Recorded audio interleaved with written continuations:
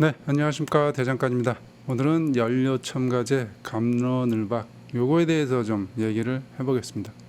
엔진 오일, 고급 휘발유, 그 다음에 이 연료 첨가제 이 세 가지는 항상 논란이 반복이 돼요. 엔진 오일과 고급 휘발유는 제가 어느 정도 가름말을 좀 타드렸죠. 네, 그 엔진을 만든 회사에서 권장한 엔진 오일을 사용하고 휘발유를 사용하면 된다. 아주 쉽죠? 네, 아주 쉽습니다. 그렇게 이제 정리를 해드렸는데 오늘은 이제 세 번째 이 연료 첨가제 종류도 어마무시하고 논란도 어마무시합니다. 출력이 좋아졌네, 별로네, 연비가 좋아졌네, 별로네, 카본이 없어졌네, 별로 안 없어지네, 이러면서 하여간 이 연료 첨가제는 종류도 어마무시하고 논란도 어마무시합니다. 그리고 연료 첨가제 회사에서는 또 어마무시한 광고를 할 거 아니에요. 팔아먹어야 되니까. 네. 그런데 정작 중요한 이 차량을 만든 제조사 입장은 아무도 거들떠보지를 않더라고요.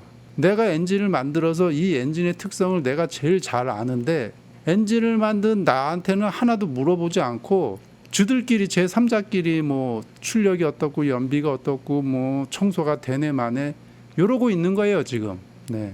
그래서 오늘은 제가 차량 제조사 이 엔진을 만든 사람은 어떤 입장을 가지고 있는지 그거를 한번 알아보고 그 다음에 연료 첨가제 관련해서 다른 첨가제도 그렇고 저한테도 광고가 들어왔어요. 실험해서 영상으로 만들어서 좀 올려달라 이런 광고 제안이 왔었어요.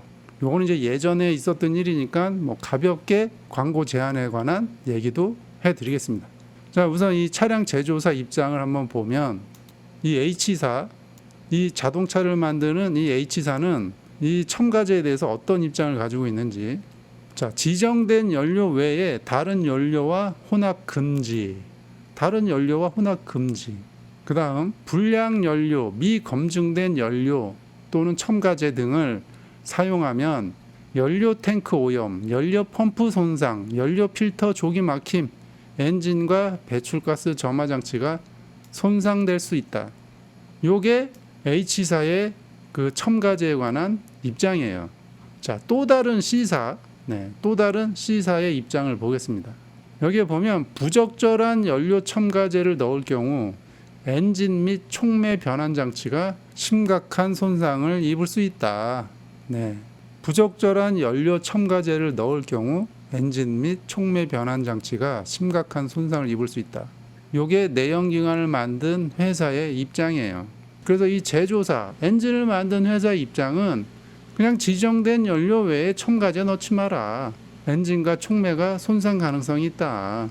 아까 그 H사는 연료 펌프, 연료 탱크 이런 것까지 세세하게 썼잖아요. 문제 생길 수 있다고. 이렇게 얘기하시는 분들이 있을 거예요.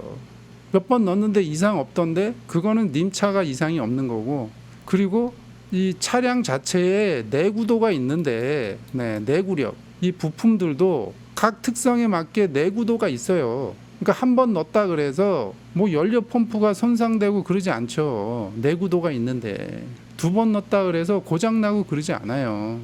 이거를 몇 번을 넣었을 때 문제가 생긴다, 문제가 생기지 않는다는 데이터가 없어요. 왜냐? 엔진을 만든 H사에서 굳이 첨가제를 넣고 그런 실험을 할 필요성이 없기 때문에 문제가 생긴다 안 생긴다에 대한 데이터가 없다는 얘기예요. 그래서 나는 몇 번 넣었는데 이상이 없던데 이렇게 접근을 하면 안 된다는 얘기입니다. 부품 자체가 아까 얘기했듯이 기본 내구도가 다 있어요. 그런데 이 엔진을 만든 회사에서는 국가에서 지정된 연료 그 내구도에 맞춰서 이 엔진을 설계를 하고 만들었기 때문에 넣지 말아라고 하는 겁니다. 이렇게 보면 좀 뭔가 가름마가 타지지 않습니까? 두 번째, 요게 조금 재밌었는데 제가 몇 년 전에 이 연료 첨가제 광고 제안이 들어왔어요. 돈을 줄 테니까 실험해서 유튜브에 영상을 올려달라. 이런 그 제안이 왔었는데 이 실험 조건이 어땠냐면 회사에서 이 실험 조건을 제시했어요. 그러니까 회사에서 제시한 조건으로 진행을 해야 된다는 게 있는 거예요. 근데 저는 이 회사에서 제시한 그 실험 조건이 마음에 안 들었어요. 이렇게 하게 되면 객관적이지도 않고, 그래서 이 첨가제 회사에서 제시한 조건을 거부하고 제가 다른 실험 조건을 제시를 했어요. 무작위로 하는 실험 조건을 제시를 했는데 첨가제 회사에서 이거를 거부를 했어요. 요렇게 해서 실험을 해야 공정하고 객관적으로 된다. 그래서 요거를 제시를 했는데 그 다음에 첨가제 회사에서 아무런 피드백이 없었어요. 결론적으로는 이 회사에서 거부당한 거죠. 검토해보겠다 그랬는데 그 다음에 피드백이 없었다. 모든 첨가제 회사가 그렇다는 거 아니에요. 또 오해하시면 안 됩니다. 여러 군데에서 이런 첨가제 광고 제안이 왔었어요. 그 중에서 이제 한 군데 얘기를 하는 겁니다. 이거 오래된 얘기예요. 과거에 이런 일이 있었다. 요거를 그냥 말씀드리는 거예요. 참고하시라고.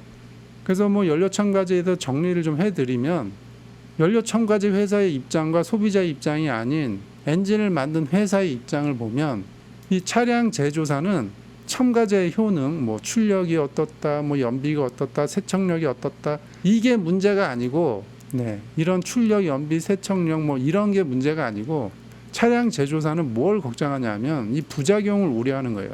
이 부작용, 엔진 시스템에 이 중대한 결함을 발생시킬 가능성이 있기 때문에 그냥 지정된 연료 외에는 넣지 말라고 하는 거예요. 요새 뭐 센서도 많이 들어가고 이러는데 알 수 없는 변수가 작용이 돼서 또 다른 문제가 생기는 게 그게 더 걱정거리인 거예요. 그러니까 알 수 없는 변수로 인한 이 에러 발생을 줄이려면 그냥 제발 지정된 연료만 넣으세요라고 얘기할 수밖에 없는 거죠. 왜냐하면 자기네가 만들어 놓은 엔진 시스템에 알 수 없는 결함이나 좀 애매모호하고 이상한 그 문제점들이 생기면 피곤해지잖아요.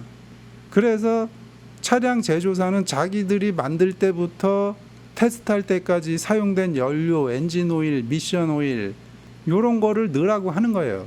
그래서 이 제조사는 뭐 출력, 연비, 세척력 이게 중요한 게 아니에요.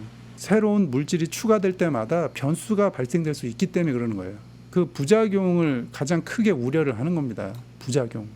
그 다음에 이제 제가 그 첨가제 회사에서 이 광고 제안을 받고 느낀 거는 참 이 실험 조건이 이게 좀 신뢰성이 있는가라는 의구심이 조금 들었습니다. 이때.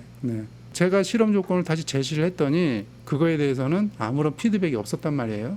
그래서 이 실험 조건 신뢰성이 있는가, 이런 것도 좀 한번 생각해 보면 좋을 것 같습니다. 자, 오늘은 이제 연료 첨가제에 대해서 좀 얘기를 해봤는데 넣고 싶은 사람들은 누가 넣지 말라 그래도 넣을 것이고 안 넣을 분들은 누가 넣으라 그래도 안 넣을 겁니다. 근데 이제 제가 설명드리는 거는 그동안 제3자끼리 갑론을박을 했는데 이 차량 제조사의 입장은 한 번도 좀 조명이 된 적이 없었잖아요. 아무도 대변하는 데가 없었잖아요. 그래서 엔진을 직접 만든 회사의 입장은 어떤가? 요거를 좀 한번 본 거예요. 그래서 연료 첨가제에 대해서 아리까리하다 이러시는 분들은 어느 정도 참고가 됐을 거라고 저는 생각을 합니다. 자, 오늘은 뭐 이 정도까지 얘기를 해보겠습니다.